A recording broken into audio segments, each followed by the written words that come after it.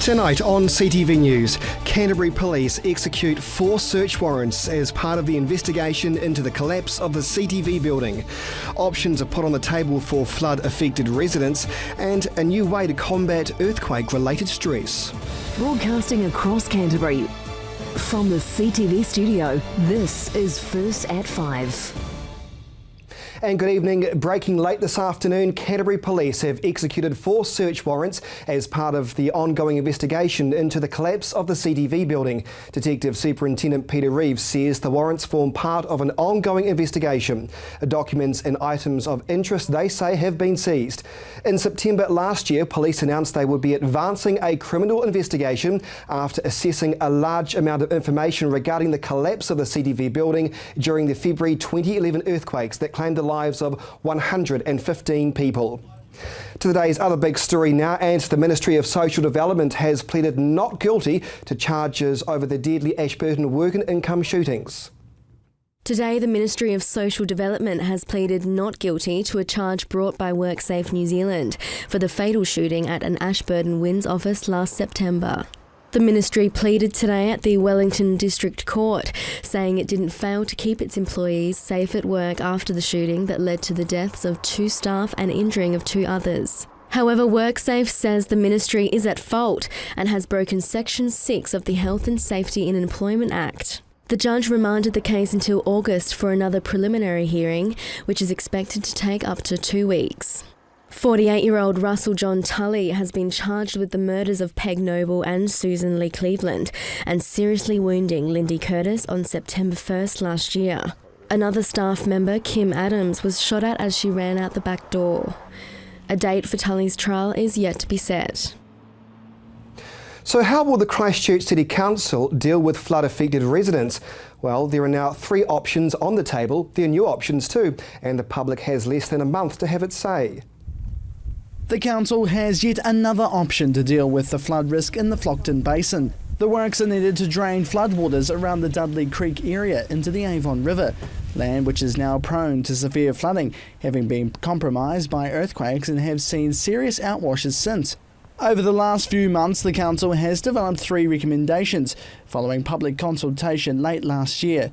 2 of them will channel floodwaters through Dudley Creek and under the adjacent Shirley Red Zone.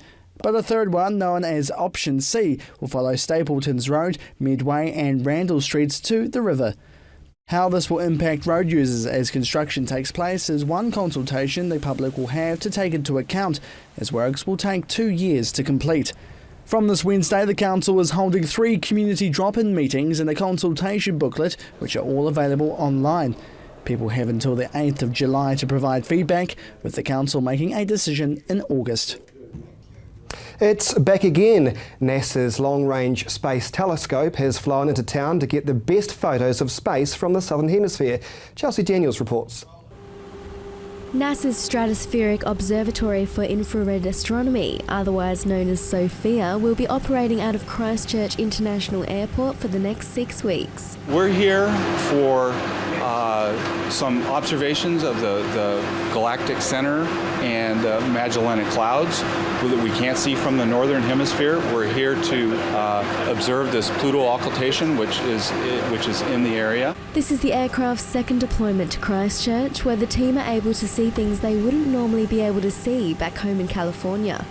Flying from Christchurch enables SOFIA to study the centre of our Milky Way galaxy, young stars, star-forming regions and supernova remnants in the southern Milky Way. We're here because the nights are long and the air is clear this time of year, as observing in the wintertime is best for us in the northern hemisphere. It's best conditions for us in the winter when we're down here. SOFIA is designed to observe the infrared universe. The infrared telescope run by the German Aerospace Centre inside the SOFIA aircraft is one of a kind, and it's had on the expensive side. I'd say it's priceless because it's the only one in the world. But just from a manufacturing and building point of view, it took us some 80 million euros to build this. SOFIA will be making a total of 17 flights during its deployment in Christchurch, starting this Wednesday. Being the largest airborne observatory in the world, Sophia is capable of making observations that are impossible for even the largest and highest ground-based telescopes. There are lots of interesting questions concerning our environment and where we come from and where we go to. So, if the project was to lose funding, would the team be able to sell off the aircraft? I think it would be a difficult plane to sell, yeah. Chelsea Daniels, CTV News. And still to come here on CTV News, a new tool in the fight against earthquake-related stress, and the global trotters are back in town.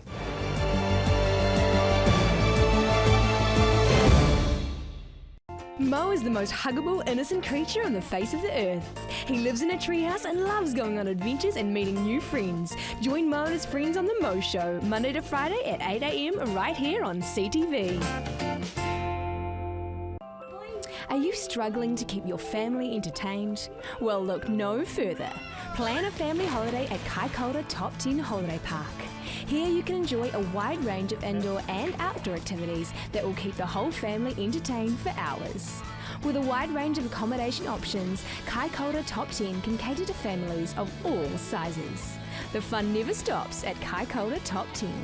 Kaikoura Top 10 Holiday Park. Arrive, stay, enjoy. You expect your insurance company to be upfront and honest with you and not to try and put one over you, and got the very distinct impression that was what was happening. Some bad things kind of come and they go and, you move on. But this just keeps dragging on and it actually drags you down. It's been 4 years and we're kinda a bit sick of waiting. Visit www.srca.co.nz for more info. We asked ourselves, what statement sums up our company culture and sets us apart from others? Serving one another. It means we have respect for our customers, our workmates, our suppliers, and the communities in which we live and work. These are the things that matter to us. Serving one another is the foundation of our business. HEB Construction, the total infrastructure package. Hi, I'm Mark and welcome to Staywell Pharmacy. At Staywell Pharmacy, we do more than just dispense prescriptions. If you're looking for a new perspective on your health options from a qualified health professional, then come in and see us. We have 2 private consultation rooms where you can discuss your health needs with our team in confidence. We combine the best of the health food shop and a pharmacy to give you a holistic approach. For a new direction in your future health, call us for an appointment. Staywell Pharmacy. Live well, stay well. As you can hear, the Owl and the Pussycats is back here on CTV. Great panel, great discussion. Your feedback's really appreciated. 8:30 Thursday nights, right here on CTV. We're looking at you.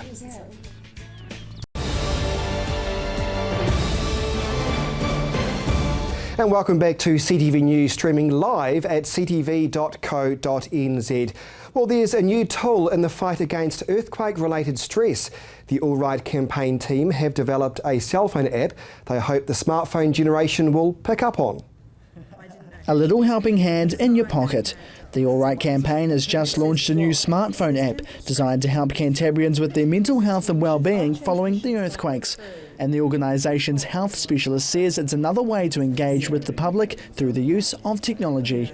Well, the app's all about taking the All Right campaign into some new places. Our message is that we want to start a conversation about how people are, a conversation about well-being, and the app's an opportunity for people to have something on their phone that can kind of remind them to have well-being front and centre of their lives. A lot of work has gone in to make this initiative possible, designed so each day app users can set up a daily reminder to achieve an objective to ensure good mental health and well-being. And she says it's also about having fun too. Little challenges each day, little mini missions, and they're pretty achievable. I've been playing it for a couple of weeks now, and sometimes it feels really good just to think, oh, okay, that was fun, and it's done something for my well-being. Back in February, research from the organisation showed a number of improvements to stressed Canterburyans about earthquake-related problems. However, there are still some challenges out there for residents, with around 15% of respondents saying it's even more difficult to find somewhere appropriate to live. That's up 3%. And respondents say they really keep physically active on a regular basis, sitting at just under 50%, down just over 5%. But Lucy hopes it'll help with some challenges for people who use their phone frequently. Some people really are very attached to their phones, and so this will be a way of getting them to prioritise those little things. The mini missions are split into 5 different categories: things to improve your mind, get more active, and also to slow down and savour the moment. But she says using mobile technology is just one way to get the message out there. We won't be going completely to digital because we know that not everyone's got the kind of phone and not everyone is focused on apps. But it will widen the conversation. You know, we want everyone to be involved in the conversation. So we will use the kind of language and the kind of processes that will get people involved. And this is certainly a step forward for bringing new people into the conversation. And she says it works well for her. She set herself a few goals in the weekends at the football. Yes, now you can practice all the 5 ways at the under-20 football because I learnt the national anthem of Mali sounds a particular way. I took notice of some incredible football skills. You know, it's you have to climb up to row whatever it is. That's being active. It's and because now I'm in a habit of counting these things, you know, it actually, being mindful of what you're doing does make a difference. So I thought I'd try the app and take on one of the challenges. Today's mini mission for me is to share a little love with a random act of kindness. So I've got here some flash chocolates to give out to the people of Christchurch. Trying out a new app from the All Right campaign, and my mission for today is to share the love by giving a random act of kindness. So I've got a chocolate here for you today. Well, thank you. Okay. Thank you. Thank you. That would be lovely. No worries at all. You have a great day, okay? I'll take one, thank you. So would you like to take one as well? Thank you very much. I've got a chocolate here for you if you'd like to take one. I'll take the chocolate, thank you. Nice. You have a great day. You too, thank you very much. No worries at all. You go on. Fantastic, awesome. You have a great day. Cheers. Just take one. Lovely. Thank you very much. No worries at all. You have a great day. You too. Cheers, thank you. Got some chocolate here for you. Oh, well, thank you. I'll have That's that. right. I've got them for Thank you as well. So just help yourself. Grab one there. Why not? There you go. Easy. Thank you. So you have a great day. Very good day. We'll see you. So I've only got 2 chocolates left, so I have to give them away to someone, and I've just got the people for it. I've got Rosie, who's on work experience with us, so one's for you. Enjoy that. Hopefully that gets better too. And one for you, Alex, as well. Can you grab it while you're... There we go. Oh, there he goes. Look at that. Fantastic. And there we go. My random act of kindness is done. So, mission complete. The All Right app is available for free on Apple and Android devices. Jared McCulloch, CTV News. If only you knew what he was really like. Well, a group of students have jumped to the aid of Ronald McDonald House by raising money to get solar panels on its roof. Chelsea Daniels explains. A group of Christchurch Uni students are fundraising to install solar panels on the Ronald McDonald House South Island. The project aims to save the charity an estimated $2 million over the next 25 years. The 10 students met at the Connecting Young Leaders Conference in early June and all came away with the same goal, to make a difference in Christchurch. Kendra spoke in front of the City Council last week, pitching the idea and getting a great response from the Mayor as well as councillors. There's a high cost of living in Christchurch, and we wanted to address this and affect as many people as possible. We discovered Ronald McDonald House South Island, their most significant property cost is electricity, and if we installed a solar system on their roof, it would save them $2 million over 25 years. I found out you can speak at the public forum at the City Council, and so that was suggested to me by a councillor, went forward and had an amazing response, and particularly the Mayor herself wanting to hear more about the project and wanting to support it was really encouraging, and we're hoping lots more people in Canterbury, businesses and workplaces and individuals will want to be involved as well. The team has partnered with Christchurch owned and operated Ina Solar, who has offered to provide materials at a low cost. The group will need to get a minimum of $20,000 by the end of this month to set up the solar panel system, but hope for the full $72,000 to save the charity $2 million over the next 25 years.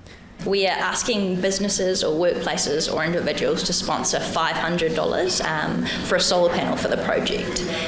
So they get a lot of benefits out of this as well, other than being a good news project, supporting a local charity, green energy, and their one-off donation will help the charity obviously for years to come, and it will continue to invest in the charity.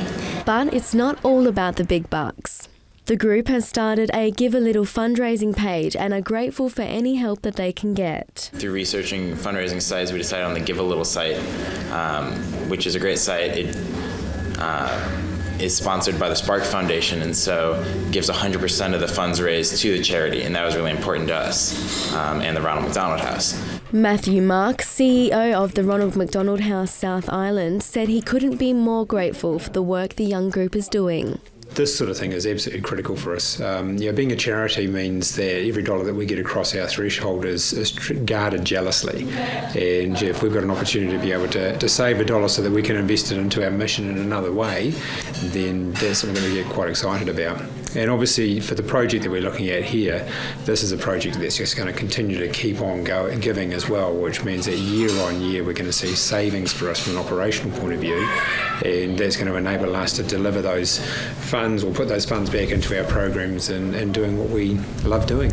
This building alone housed 763 families just last year, with 1,200 guest visits and a lot of those families coming back for recurring stays. Just as an idea as to the volume of people that we get through, we had 32,000 heads on pillows through the year last year. So it's quite a significant amount of people. If you would like to help the young leaders and the Ronald McDonald House South Island, please visit their fundraising page.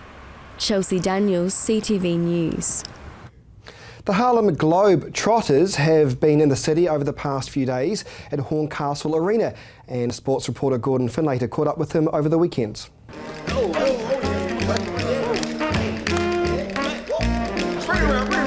On Saturday, some of the team came down to Aranui High School to show off their skills to a few lucky fans, as well as pass on their knowledge to some of the school's aspiring ball players.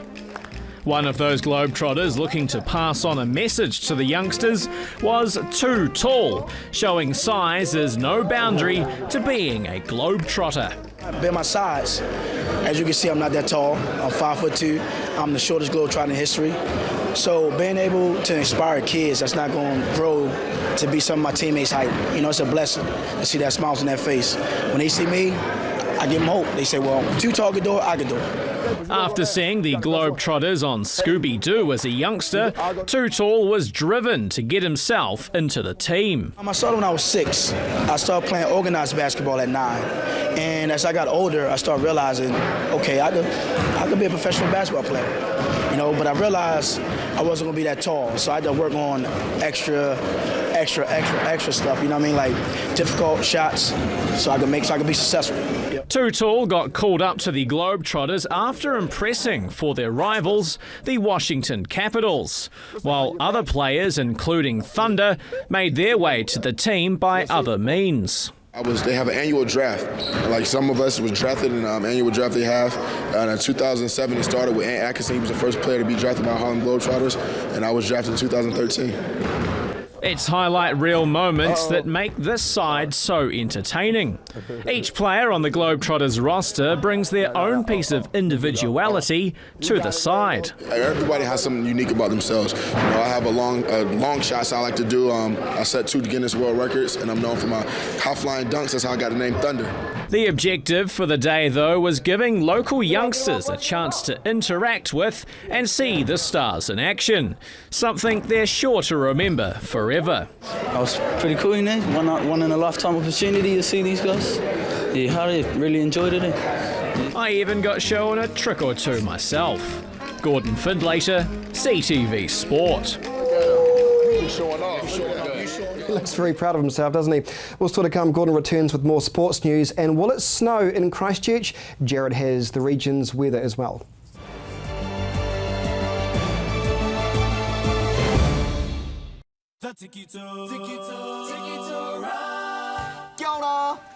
Hey, my name's Victoria. And my name is Nana. Climb aboard the Tiki Tour bus and join in on all the fun. every Saturday at 8 here on CTV. Enjoy the show.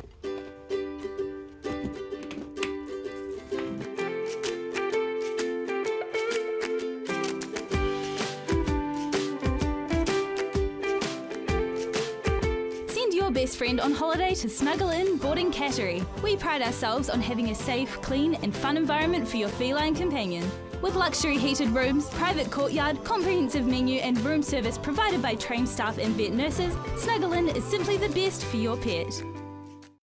Manufactured locally using high quality material that is made to endure. Rain or shine, enjoy your outdoor area and add value to your property. Watermelon Shade do on-site visits to give you the best options for your property, and they install it all for you. Keep your family protected against the harmful effects of UV, such as melanoma. Watermelon Shade, keeping you covered, whatever the weather. 0800 1 Shade.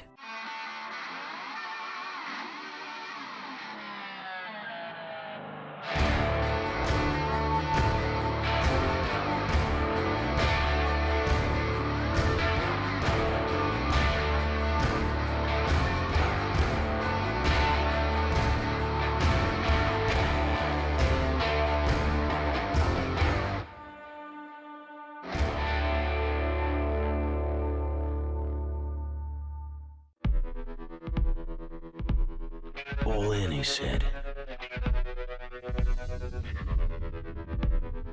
I could sense them in the distance. The rattle of the ball, the snap of the cards, a whisper of romance, a laugh. Some were serious, some were excited. But it was an easy call. Join us every week on CTV as we bring you the very best first 15s going around in the Crusader region in the University of Canterbury Championships. That's 20 weeks of rugby, 12:30, 5:30 Sunday, 7:30 Tuesday night.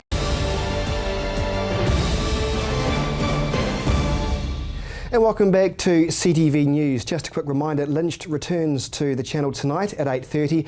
It's Port Hill residence time with Labour's Ruth Dyson and Nationals Nook Koraka. That's at 8:30 tonight right here on CTV. Well, Gordon's standing by at the news desk now with a wrap-up of the weekend's sport action.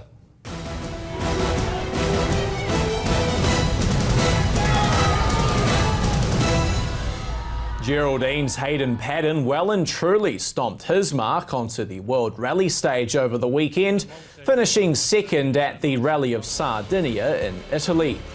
Paddon made history on the first day of the event, grabbing a string of stage wins to lead the event after day one. Day two saw Paddon extend his lead over World Rally champion Sébastien Ogier before a spin handed the lead to the Frenchman. Paddon's day almost struck disaster when a huge rock broke his Hyundai's gearbox in the day's penultimate stage. Paddon was then forced to limp through the day's final stage, but still managed to hold on to second spot. Day three saw the Kiwi consolidate that position and banked his best drive in the WRC to date. The podium position is sure to be a huge boost for the talented driver, who now moves on to the Rally of Poland early next month. Well, two legends of the game ended their Crusaders careers on a high when Richie McCaw and Dan Carter helped the Crusaders defeat the Brumbies 37 points to 24 in Canberra. Saturday night's match was the last in red and black for a string of Crusaders who were looking to finish on a high after what will be described as an unsuccessful campaign for the franchise. Nemani Ndolo showed why he's been one of the Crusaders' top performers this season, grabbing 2 tries in the first half to set the Crusaders up nicely at 21 points to 11 at the break. The second 40 saw the Brumbies fight back before a penalty try in the 73rd minute sealed the win for the Crusaders. The Canterbury Rams' playoff hopes are all but over after a loss yesterday to the Nelson Giants at Cal Stadium. Needing a win to keep their finals hopes alive, the Rams didn't get off to a bright start, and after a string of questionable refereeing decisions in the second quarter, found themselves trailing by 12 at half-time. The game's third quarter saw the home side put together one of their best spells of the season, with the Rams taking the lead with a massive 40 points alone in the third quarter. Co-captain Ethan Rusbatch caught fire, knocking down 4 3-pointers on his way to 27 points. The Rams were unable to hold the lead they took into the final quarter though, with the Nelson shooters taking advantage of some wide open shots, silencing the Rams fans and all but finishing any playoff hopes the Cantabs now have. The final score at Cowes, 103-94 to the Giants. And finally tonight, St Andrews and Timaru Boys High play their annual rugby fixture tomorrow, with Timaru playing host at Alpine Energy Stadium. The big game can be seen right here on CTV this Wednesday, with coverage of the match screening at 3 p.m. You're up to date with the latest in local sport. I'm Gordon Findlater for CTV Sport.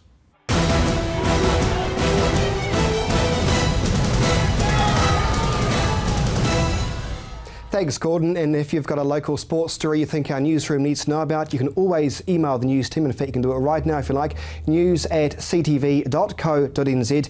And just a quick reminder, we are also broadcasting and streaming live at ctv.co.nz. So will it snow? Will it not snow? It's time now for the all-important regional weather forecast.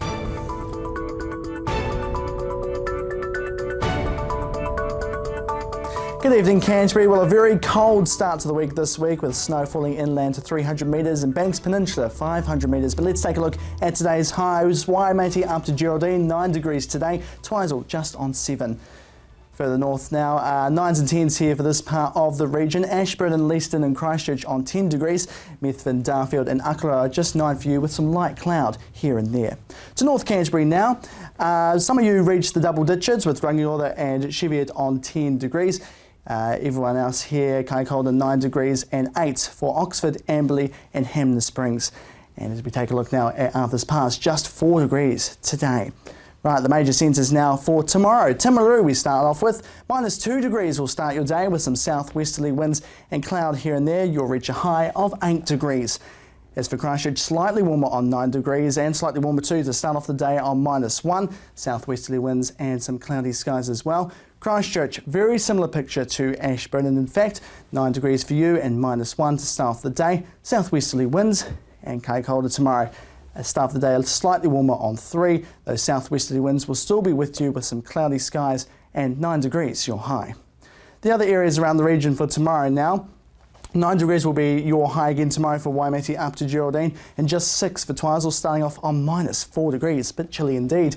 Everyone here, further inland for Methven and Darfield, you were on -3 degrees, but Akaroa here, get rid of the minus, you're just having 3 degrees to start the day, with some southwesterly winds for everyone. Very similar here as well. Everyone starts off in the negatives, -3 for Oxford and -1 for Amberley and Cheviot as well. And in the Alpine region, there'll be some sunny skies, but calm for other places here, and just -4 degrees. Right, the upcoming days now for the major centres. 9 degrees for Timaru, Ashburton and Christchurch, with some fine spouts here and there. Kaikoura, you'll be on 13 degrees. As we flip over to Thursday now, those showers will start coming through for Timaru, Ashburton and Christchurch. Kaikoura, you just escape all that sort of showers and stick with the cloud, 13 degrees. The next few days for the rest of the region now on Wednesday. Sunny skies here and there with just a few cloudy patches in the middle here. Winds will be kind of calm, not too heavy, full on indeed. As for Thursday though, those southerly winds will be coming through, which will bring those showery skies for most parts of the southern part of the region. Then a bit of cloud here and there, and then showers as we move further up the region. So a very cold few days indeed, so make sure you wrap up warm. But for now, that is your weather for Monday. Thanks, Jared. And that is CTV News for your Monday. Have a great evening.